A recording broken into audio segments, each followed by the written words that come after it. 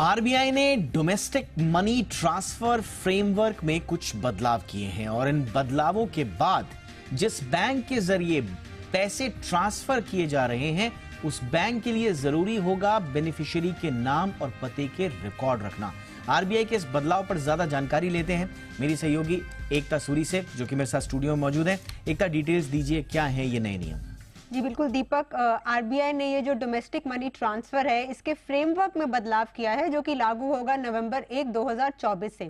अब इस फ्रेमवर्क के बदलाव से होगा क्या कि अगर कोई कैश पे आउट हो रहा है तो जो रेमिटर बैंक है जहां से वो पैसा निकल रहा है या फिर कोई बैंकिंग कॉरेस्पॉन्डेंट है, उसके लिए ये मैंडेटरी हो जाएगा कि वो बेनिफिशियरी यानी कि जो पैसे रिसीव कर रहा है उसका नाम और पते का वो रिकॉर्ड रखे।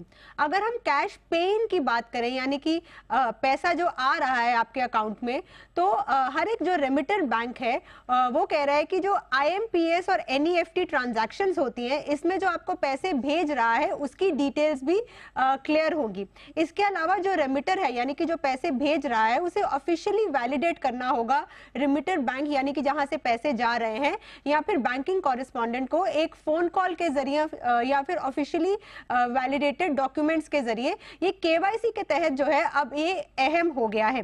इसमें यह भी कहा गया है कि हर एक ट्रांजैक्शन में अब एक एडिशनल जो वेरिफिकेशन फैक्टर है उसे भी ऐड किया गया है।